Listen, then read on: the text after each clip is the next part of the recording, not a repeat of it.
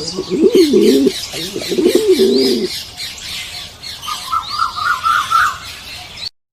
Friends, ಎಲ್ಲರಿಗೂ green life YouTube ಚಾನಲ್ಗೆ ಸ್ವಾಗತ. ಫ್ರೆಂಡ್ಸ್, ಇವತ್ತಿನ ವಿಡಿಯೋದಲ್ಲಿ ಕಾಕ್ಟೇಲ್ ಕೇಜ್ ಅಪ್ಡೇಟ್. ಕಾಕ್ಟೇಲ್ ಕೇಜಲ್ಲಿ 2 ಸ್ಟಿಕ್ನ ಇಟ್ಟಿರ್ತೀನಿ, ಒಂದು ಮೇಲೆ ಮತ್ತು ಒಂದು ಕೆಳಗೆ. ಸೊ ಅದೇನಕ್ಕೆ ಇಡಬೇಕು, ಅದು ಇಡೋದ್ರಿಂದ ಬರ್ಡ್ಸಿಗೆ ಏನೇನು ಯೂಸಸ್ ಆಗುತ್ತೆ. ಹಾಗೆ ಕಾಕ್ಟೇಲ್ಗೊಂದು ಹೊಸ ಬ್ರೀಡಿಂಗ್ ಕೇಜ್ ನಾನೇ ರೆಡಿ ಮಾಡಿದ್ದೀನಿ, ಅಂದರೆ ನಮ್ಮ ಮನೆಯಲ್ಲೇ ರೆಡಿ ಮಾಡಿದ್ದೀನಿ. ಸೊ ಆ cocktail breeding box, breeding cage ಅಲ್ಲ ಬ್ರೀಡಿಂಗ್ ಬಾಕ್ಸು. ಸೊ ಆ ಬ್ರೀಡಿಂಗ್ ಬಾಕ್ಸ್ನ ರೆಡಿ ಮಾಡೋದು ಹೇಗೆ, ನಾರ್ಮಲಾಗಿ ಆ ಬ್ರೀಡಿಂಗ್ ಬಾಕ್ಸ್ ಹೊರಗಡೆ ಮಾರ್ಕೆಟಲ್ಲಿ ಅಕ್ವೇರಿಯಂ ಶಾಪಲ್ಲಿ ಅಥವಾ ಡೀಲರ್ಸ್ ಹತ್ರ 250, 350, 500. ಸೊ ಮ್ಯಾಕ್ಸಿಮಮ್ ನಮ್ಮ ಶಿವಮೊಗ್ಗದಲ್ಲೆಲ್ಲ 500 ರೂಪೀಸ್ ಕಮ್ಮಿ ಸಿಕ್ಕಿರಲಿಲ್ಲ. ಸೊ ಹಂಗಾಗಿ ಯೋಚನೆ ಮಾಡಿದೆ, ಅಲ್ಲೋಗಿ ಒಂದು 2-3 ಕಡೆ ವಿಸಿಟ್ ಮಾಡಿದೆ. ಸೊ ನನಗೊಂದು ಐಡಿಯಾ ಸಿಕ್ತು, ಅದಷ್ಟು ಕ್ವಾಲಿಟಿ ಆಗಿರಲಿಲ್ಲ. ಸೊ ಅದಕ್ಕೆ 500 ಕೊಡೋ ಬದಲು ನಮ್ಮ ಮನೇಲಿರೋಂಥ ವೇಸ್ಟ್ ಬಾಕ್ಸ್ ಯಾವ್ದಾರ ಇದ್ದರೆ ಅಂಥ ಒಂದು ಬಾಕ್ಸಲ್ಲಿ ಯಾವ ರೀತಿ breeding box, cocktail breeding box ready ಮಾಡ್ಬೋದು ಅಂತ ನನಗೆ ಫ್ಲ್ಯಾಶ್ ಆಯಿತು, ಒಂದು ಐಡಿಯಾ ಬಂತು. ಸೊ ಐಡಿಯಾನ ಅಪ್ಲೈ ಮಾಡಿ ನಾನೇ ಒಂದು ಬ್ರೀಡಿಂಗ್ ಬಾಕ್ಸ್ನ ರೆಡಿ ಮಾಡಿದ್ದೀನಿ. ಸೊ ಆ ಬ್ರೀಡಿಂಗ್ ಬಾಕ್ಸ್ ರೆಡಿ ಮಾಡೋವಂಥ ವಿಡಿಯೋ ಕೂಡ ಈ ವಿಡಿಯೋದಲ್ಲಿ ಇರುತ್ತೆ. ಸೊ ನೋಡಿ, ನಿಮಗೆ ಕೂಡ ಬ್ರೀಡಿಂಗ್ ಬಾಕ್ಸ್ ಮಾಡೋವಂಥ ಒಂದು ಐಡಿಯಾ ಸಿಗ್ಬೋದು, ನೀವು ಕೂಡ ದುಡ್ಡು ಉಳಿಸ್ಬೋದು. ಸೊ ಬ್ರೀಡಿಂಗ್ ಬಾಕ್ಸ್ ಮಾಡೋದು, ಅದನ್ನು ಕೇಜಲ್ಲಿ ಫಿಕ್ಸ್ ಮಾಡೋದು, ನಂತರ ಅದರ ಡೈಮೆನ್ಷನ್ನು, ಸೊ ಇದೆಲ್ಲದ್ರ ಬಗ್ಗೆ ಕಂಪ್ಲೀಟ್ ಕಾಕ್ಟೇಲ್ ಕೇಜ್ ಅಪ್ಡೇಟ್ ಈ ವಿಡಿಯೋ ಆಗಿರುತ್ತೆ. ಸೊ ಈ ವಿಡಿಯೋದಲ್ಲಿ ಹೋಗೋಕ್ಕಿಂತ ಮುಂಚೆ ನೀವೇಂದ್ರೆ ಫಸ್ಟ್ ನನ್ನ ಯೂಟ್ಯೂಬ್ ಚಾನಲ್ ನೋಡ್ತೀರಿ, ಈಗಲೇ ಸಬ್ಸ್ಕ್ರೈಬ್ ಮಾಡ್ಕೊಳ್ಳಿ. ಹಾಗೂ ಪಕ್ಕದಲ್ಲಿ ಒಂದು ಬೆಲ್ ಬಟನ್ ಬರುತ್ತೆ, ಅದನ್ನು ಕ್ಲಿಕ್ ಮಾಡಿದ್ರೆ ನಾನೇನೇ ವಿಡಿಯೋ ಹಾಕೋರು ನಿಮಗೆ ಇಮಿಡಿಯೇಟ್ ನೋಟಿಫಿಕೇಶನ್ ಬರುತ್ತೆ. ನಂತರ ನನ್ನ ಸೋಷಿಯಲ್ ಮೀಡಿಯಾ, ಇನ್ಸ್ಟಾಗ್ರಾಮ್, ಫೇಸ್ಬುಕ್ ಲಿಂಕ್ನ ಕೆಲ ಡಿಸ್ಕ್ರಿಪ್ಷನ್ ಬಾಕ್ಸಲ್ಲಿ ಮತ್ತು ಕಮೆಂಟಲ್ಲಿ ಕೊಟ್ಟಿರ್ತೀನಿ, ಹೋಗಿ ಫಾಲೋ ಮಾಡೋದನ್ನ ಮರಿಬೇಡಿ ಫ್ರೆಂಡ್ಸ್. ಬನ್ನಿ ಫ್ರೆಂಡ್ಸ್, ಈಗ ವಿಡಿಯೋ ನೋಡೋಣ. ಫ್ರೆಂಡ್ಸ್, ಮೊದಲನೇದಾಗಿ ನಾನು ಕಾಕ್ಟೇಲ್ ಬ್ರೀಡಿಂಗ್ ಬಾಕ್ಸ್ನ ರೆಡಿ ಮಾಡೋದಕ್ಕೆ, ಸೊ ಈ ಸ್ಪೀಕರ್ ಬಾಕ್ಸ್ ಬರುತ್ತಲ್ಲ ಫ್ರೆಂಡ್ಸ್, ಹಾಳಾಗಿರೋಂಥ ಒಂದು ಸ್ಪೀಕರ್ ಬಾಕ್ಸ್ ನಮ್ಮ ಫ್ರೆಂಡ್ ಮನೇಲಿತ್ತು. ಸೊ ಅವ್ರ ಮನೆ ತೊಗೊಂಬಂದು ಅದರಲ್ಲಿರೋಂಥ ಸ್ಪೀಕರು, ಆಮೇಲೆ ಹಿಂದ್ಗಡೆ ಕ್ಯಾಪ್ ಇರುತ್ತೆ, ಆ ವೈರೆಲ್ಲ ಓದೋದಕ್ಕೆ ಸ್ಪೇಸ್ ಇರುತ್ತೆ. ಆಮೇಲೆ ಇಲ್ಲಿ ಅದನ್ನು ನಿಲ್ಲಿಸೋದಕ್ಕೋಸ್ಕರ ಒಂದು ಸ್ಟ್ಯಾಂಡ್ ರೀತಿ ಕೊಟ್ಟಿರ್ತಾರೆ, ಈ ರೀತಿ ಫೈಬರಿಂದು. ಸೊ ಇದನ್ನೆಲ್ಲ ರಿಮೂವ್ ಮಾಡ್ಕೊತೀನಿ. ಬೇರೆ ಹಿಂದ್ಗಡೆ ಇರೋಂಥದ್ದು ಇಲ್ಲೂ ಕೂಡ ಆ ಫೈಬರಿಂದ ಕ್ಯಾಪ್ಸ್ ಥರ ಕೊಟ್ಟಿದ್ರು, ಅದನ್ನೆಲ್ಲ ರಿಮೂವ್ ಮಾಡ್ಕೊಂಡಿದ್ದೀನಿ.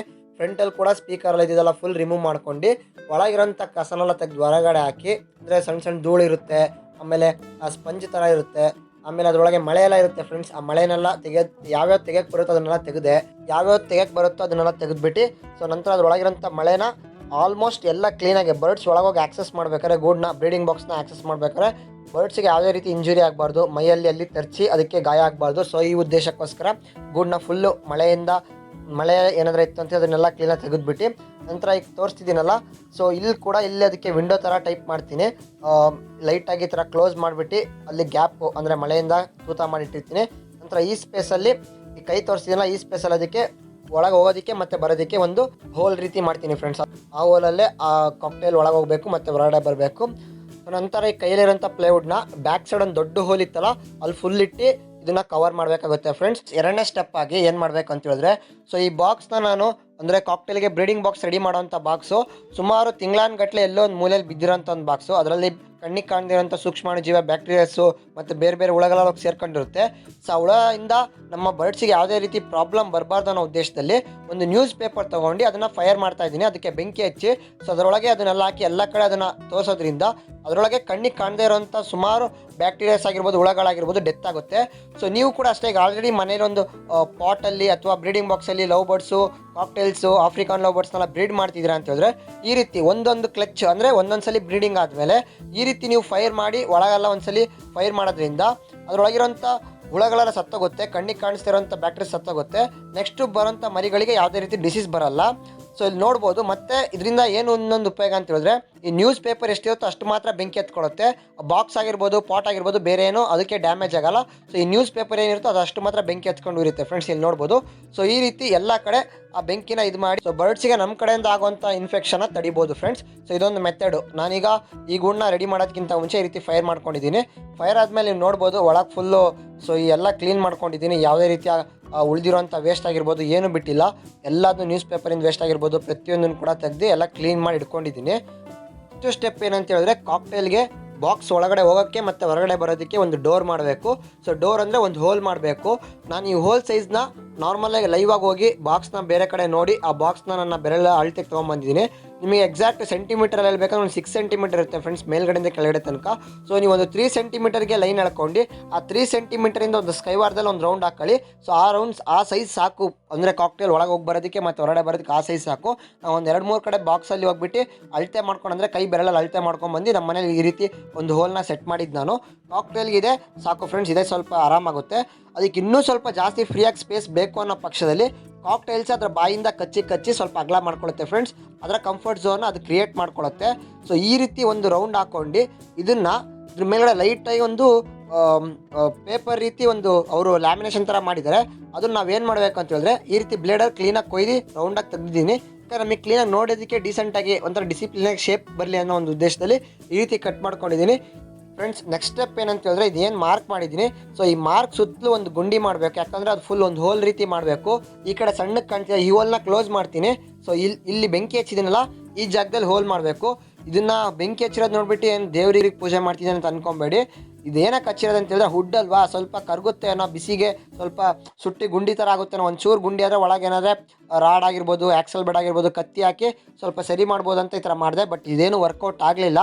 ಮೇ ಬಿ ಆ ದೊಡ್ಡ ಕರ್ಪೂರ ಇತ್ತಲ್ಲ, ಸೊ ಅಂಥ ಕರ್ಪೂರ ಇಟ್ಟರೆ ಬೇಕಾದ್ರೆ ಕರ್ಬೋದಿತ್ತೇನೋ. ನಾನು ಇದನ್ನೊಂದು ಜಸ್ಟ್ ಒಂದು ಎಕ್ಸ್ಪೆರಿಮೆಂಟ್ ಮಾಡೋಣ ಅಂತ ಮಾಡಿದೆ. ಬಟ್ ಇದು ನನಗೆ ವರ್ಕೌಟ್ ಆಗಲಿಲ್ಲ. ನನಗೆ ಮೇನ್ ವರ್ಕೌಟ್ ಆಗಿದೆ ಅಂತ ಹೇಳಿದ್ರೆ ಕತ್ತಿನೇ. ಸೊ ಕತ್ತಿಯಲ್ಲಿ ಚೆನ್ನಾಗಿ ಕೆತ್ತದ ಬಂದೆ. ಬ್ಲೇಡ್ನ ಒಂದು ಸ್ವಲ್ಪ ಬ್ಲೇಡಲ್ಲಿ ಒಂಚೂರು ಕೆರೆದೆ. ಸೊ ಒಂಚೂರು ತೂತ ಮಾಡ್ಕೊಂಡು ನಂತರ ಕತ್ತಿ ಹಿಡ್ಕೊಂಡು ಈ ರೀತಿ ಆ ಕಡೆ ಈ ಕಡೆ ರೊಟೇಟ್ ಮಾಡಿದಾಗ ಅದರೊಳಗಿರೋಂಥ ಹೋಲ್ ಅಗಲ ಆಗ್ತಾ ಬಂತು. ಸೊ ನನಗೆ ಮೇನ್ ಕತ್ತಿನೇ ಹೆಲ್ಪ್ ಆಗಿದ್ದು. ಒಂದು ರೀತಿ ಮಲ್ನಾಡು ಸೈಡ್ ಕತ್ತಿ ತೆಳ್ಳಗಿತ್ತು, ಸಖತ್ ಶಾರ್ಪ್ ಇತ್ತು. ಹಾಗಾಗಿ ನನಗೆ ಸಖತ್ ಹೆಲ್ಪ್ ಆಯಿತು ಫ್ರೆಂಡ್ಸ್. ನಂತರ ಆ್ಯಕ್ಸಲ್ ಬ್ಲೇಡ್ ಕೂಡ ತುಂಬಾ ಹೆಲ್ಪ್ ಆಯ್ತು ನನಗೆ. ನೋಡ್ತಿರ್ಬೋದು ನೀವು, ಈ ರೀತಿ ಆ್ಯಕ್ಸಲ್ ಬ್ಲೇಡಲ್ಲಿ ಮಾಡ್ತಾ ಸುಮಾರು ಟೈಮ್ ಹಿಡಿತು ಮಾತ್ರ ಇದು ಮಾಡೋದಕ್ಕೆ. ನನಗೆ ಸುಮಾರು ನಾನು ಒಂದು 3/4 ದಿನ ತೊಗೊಂಡಿದ್ದೀನಿ. ಬೆಳಗ್ಗೆ ಕೂತು ಒಂದು 3 ಗಂಟೆ 4 ಗಂಟೆ ಆದ್ರೂ ಇನ್ನೂ ಮುಗಿಸಿರಲಿಲ್ಲ. ಇದನ್ನು ಒಂದು ಸ್ವಲ್ಪ ಅರ್ಧ ಮುಗಿಸ್ಬಿಟ್ಟು ನೆಕ್ಸ್ಟ್ ಡೇ ಒಂದು ಸ್ವಲ್ಪ ಎಲ್ಲ ಅಂದರೆ ಈ ಹುಕ್ಸ್ ಎಲ್ಲ ಫಿಟ್ ಮಾಡಿದೆ. ಸೊ ಈ ರೀತಿ ಆ್ಯಕ್ಸಲ್ ಬ್ಲೇಡ್ ಚೆನ್ನಾಗಿ ಶಾರ್ಪ್ ಇರೋದ್ರಿಂದ ಈ ರೀತಿ ಮಾಡ್ತಾ ಹೋಲ್ನ ಅಗಲ ಮಾಡ್ತಾ ಬಂದೆ. ಸೊ ಈ ರೀತಿ ಆ್ಯಕ್ಸಲ್ ಬ್ಲೇಡ್ ಎಲ್ಲ ಕಡೆ ತಿರುಗಿಸಿ ಮಾಡಿ ಹೋಲ್ನ ಅಗಲ ಮಾಡಿದ್ದೀನಿ ಫ್ರೆಂಡ್ಸ್.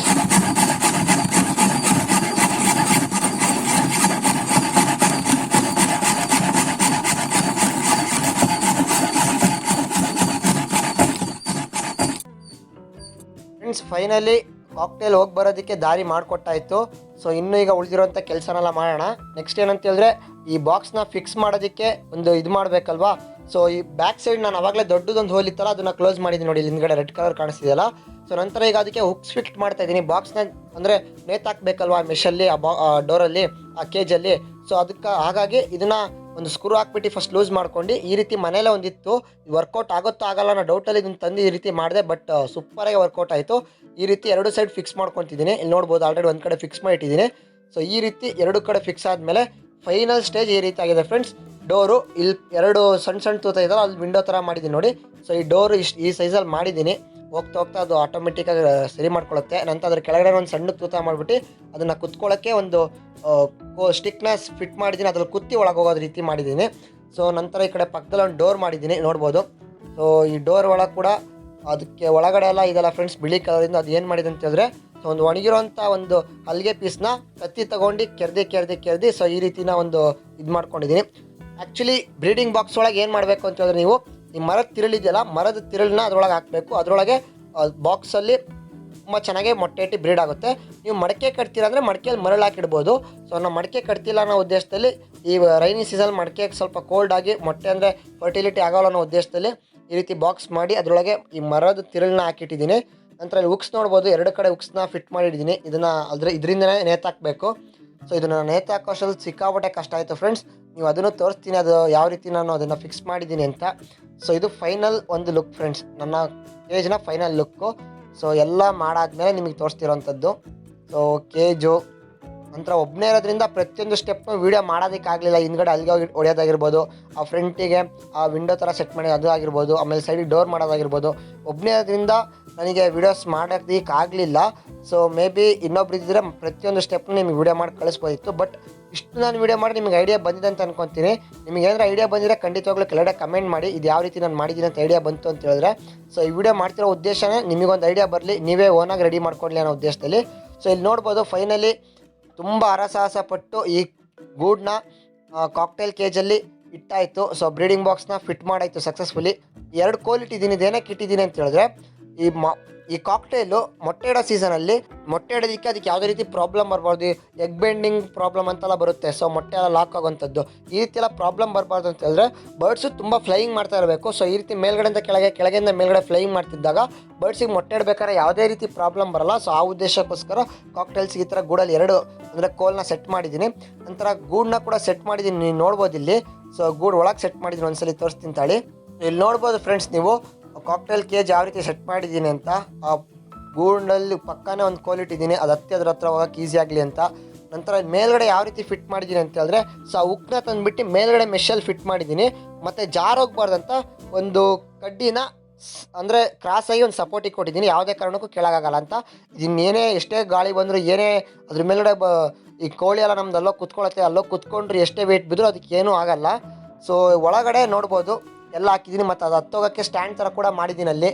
ಸೊ ಯಾಕಂದರೆ ಬರ್ಡ್ಸಕ್ಕೆ ಈಸಿಯಾಗಿ ಹತ್ತೋಗ್ಲಿ ಅಂತ. ಸೊ ಅದ್ರ ಅವಶ್ಯಕತೆ ಇಲ್ಲಿ ನೋಡೋದಕ್ಕೆ ಚೆನ್ನಾಗಿರುತ್ತೆ, ಅದಕ್ಕೂ ಸ್ವಲ್ಪ ನಾವು ಈಸಿ ಮಾಡಿಕೊಟ್ಟಾಗುತ್ತೆ ಅಂತ ಈ ಥರ ಮಾಡಿರೋದು ನಾನು. ಸೊ ಇದು ನಂತರ ಡೋರ್ನ ಕ್ಲೋಸ್ ಮಾಡೋದಕ್ಕೆ ಒಂದು ಲಾಕ್ ಥರ ಮಾಡಿದ್ದೀನಿ ಮರದಲ್ಲೇ. ಸೊ ಎಲ್ಲ ನೋಡ್ಕೊಂಡಿರ್ಬೋದು. ಸೊ ಈ ರೀತಿ ಒಂದು ಮಾಡಿದ್ದೀನಿ. ಈ ಕಡೆ ಸೈಡ್ ಇದು ಸ್ವಲ್ಪ ಹಳೆ ಬಾಕ್ಸ್ ಇರೋದ್ರಿಂದ ಸ್ವಲ್ಪ ಲೂಸ್ ಆಗಿದೆ. ಇದು ಒಂದು ಸಲ 2 ಸಲ ಬ್ರೀಡಿಂಗ್ ಮಾಡಿಸ್ಬೋದು ಅಷ್ಟೇ. ಇದರಲ್ಲಿ ಒಂದು ಸಲ ಅಂದರೆ ಸಕ್ಸಸ್ಫುಲ್ಲಾಗಿ ಬ್ರೀಡಿಂಗ್ ಆಯಿತು ಅಂತ ಹೇಳಿದ್ರೆ, ಅಷ್ಟೊತ್ತಲ್ಲಿ ಸ್ವಲ್ಪ ಟ್ರಾನ್ಸ್ಪೋರ್ಟೇಷನ್ ಎಲ್ಲ ಆಯಿತು ಅಂತ ಹೇಳಿದ್ರೆ ಬೆಂಗಳೂರು ಕಡೆಯಿಂದ ಅಥವಾ ಎಲ್ಲಿಂದನೋ ಬೇರೆ ಕಡೆಯಿಂದ ಒಂದು ಬ್ರೀಡಿಂಗ್ ಬಾಕ್ಸ್ನ ಟ್ರಾನ್ಸ್ಪೋರ್ಟ್ ಮಾಡ್ಕೊತೀನಿ. ಸೊ ಅಲ್ಲಿ ತನಕ ಈಗ ಟೆಂಪ್ರರಿ ನಾನು ಇದ್ದಾಗ ಈ ಬಾಕ್ಸ್ನ ಮಾಡಿದಾಗ 1 ತಿಂಗಳು ಮುಂಚೆನೇ ಬಾಕ್ಸ್ ಮಾಡಿದ್ದು. ನಿಮಗೆ ವಿಡಿಯೋ ಮಾಡೋಕ್ಕೋದಕ್ಕೆ ಟೈಮ್ ಆಗಿದ್ದಿಲ್ಲ ಬೇರೆ ಕೆಲಸ ಇರೋದ್ರಿಂದ. ಸೊ ಈ ಬಾಕ್ಸ್ ಮಾಡಿದಾಗ ಎಲ್ಲ ಲಾಕ್ಡೌನ್ ಇತ್ತು, ಬೇರೆ ಕಡೆಯಿಂದ ತರ್ಸೋಕ್ಕೆ ಆಗ್ತಿರ್ಲಿಲ್ಲ. ಸೊ ಹಂಗಾಗಿ ನಾನೇ ಮಾಡಿದೆ ಖುದ್ದಾಗಿ. ಫ್ರೆಂಡ್ಸ್ ಇಷ್ಟೆಲ್ಲ ಹೇಳ್ಬಿಟ್ಟು ಕೇಜ್ ಸೈಜ್ ಹೇಳೋದೇ ಮಾಡ್ತಿದ್ದೀನಿ ನೋಡಿ. ಬ್ರೀಡಿಂಗ್ ಬಾಕ್ಸ್ ಸೈಜ್ ಹೇಳೋದೇ ಮಾಡ್ತಿದ್ದೀನಿ. ಬ್ರೀಡಿಂಗ್ ಬಾಕ್ಸ್ ಸೈಜ್ ಎಷ್ಟಿದೆ ಅಂತ ಹೇಳಿದ್ರೆ, ಅಂದರೆ ಉದ್ದ 20 ಇಂಚಿದೆ, ಹೈಟು 9 ಇಂಚಿದೆ, ಅಂದರೆ ವಿಡ್ತ್ ಅಂದರೆ ಅಗಲ ಅದು 6 ಇಂಚಿದೆ ಫ್ರೆಂಡ್ಸ್. 12 × 6 × 9. ಸೊ ಈ ಒಂದು ಡೈಮೆನ್ಷನಲ್ಲಿ ಕಾಕ್ಟೇಲ್ ಬ್ರೀಡಿಂಗ್ ಬಾಕ್ಸ್ನ ಸೈಜ್. ಇದಿಷ್ಟು ಇವತ್ತಿನ ವಿಡಿಯೋ ಆಗಿತ್ತು ಫ್ರೆಂಡ್ಸ್. ಮುಂದಿನ ದಿನಗಳಲ್ಲಿ ಬಾಕ್ಸ್ ಆಕ್ಸೆಸ್ ಮಾಡೋದಾಗಿರ್ಬೋದು, ಎಗ್ಗಿಡೋದಾಗಿರ್ಬೋದು, ಅಂದರೆ ಬ್ರೀಡಿಂಗ್ ಏನಾದ್ರು ಆಯಿತು ಅಂದರೆ ಮದುವೆ ಆಗಿರ್ಬೋದು, ಸೊ ಎಗ್ ಲೈಯಿಂಗ್ ಆಗಿರೋಂಥದ್ದು ಪ್ರತಿಯೊಂದು ಕೂಡ ನೆಕ್ಸ್ಟ್ ಮುಂದಿನ ದಿನಗಳಲ್ಲಿ ನಿಮಗೆ ವಿಡಿಯೋ ಮಾಡಾಕ್ತೀನಿ. ಸೊ ಇವತ್ತಿನ ವಿಡಿಯೋ ಅಂದರೆ ನಿಮ್ಗೆ ಇಷ್ಟ ಆಗಿತ್ತು ಅಂದರೆ ಒಂದು ಲೈಕ್ ಮಾಡಿ, ಹಾಗೂ ನಿಮ್ಮ ಅನಿಸಿಕೆಗಳನ್ನು ಕಮೆಂಟ್ ಮಾಡಿ ಫ್ರೆಂಡ್ಸ್. ನಂತರ ನಿಮ್ಮ ಫ್ರೆಂಡ್ಸ್ಗಳಿಗೂ ಶೇರ್ ಮಾಡಿ, ಅವರು ಕೂಡ ನನ್ನ ಚಾನಲ್ ನೋಡಿ, ಈ ನನ್ನ ವಿಡಿಯೋ ನೋಡಿ ಅವರು ಕೂಡ ಅವ್ರ ಮನೇಲಿ ಈ ರೀತಿ ಬ್ರೀಡಿಂಗ್ ಬಾಕ್ಸ್ನ ರೆಡಿ ಮಾಡ್ಕೊಳ್ಳಿ ಅಂತ ಹೇಳ್ತಾ, ಏನಾದರೂ ಫಸ್ಟ್ ಟೈಮ್ ನನ್ನ ಯೂಟ್ಯೂಬ್ ಚಾನಲ್ ನೋಡ್ತಿರಲಿಲ್ಲ ಸಬ್ಸ್ಕ್ರೈಬ್ ಮಾಡ್ಕೊಳ್ಳಿ, ಹಾಗೂ ಪಕ್ಕದಲ್ಲಿ ಒಂದು ಬೆಲ್ ಬಟನ್ ಬರುತ್ತೆ, ಅದನ್ನು ಕ್ಲಿಕ್ ಮಾಡಿದ್ರೆ ನಾನು ಏನೇ ವಿಡಿಯೋ ಹಾಕೋರು ನಿಮಗೆ ಇಮಿಡಿಯೇಟ್ ನೋಟಿಫಿಕೇಶನ್ ಬರುತ್ತೆ. ನಂತರ ನನ್ನ social media Instagram, Facebook link description ಬಾಕ್ಸಲ್ಲಿ ಮತ್ತು ಕಮೆಂಟಲ್ಲಿ ಕೊಟ್ಟಿರ್ತೀನಿ, ಹೋಗಿ ಫಾಲೋ ಮಾಡೋದನ್ನ ಮರಿಬೇಡಿ friends. Thanks for watching friends. ಸಿಗೋಣ ಮುಂದಿನ ವಿಡಿಯೋದಲ್ಲಿ.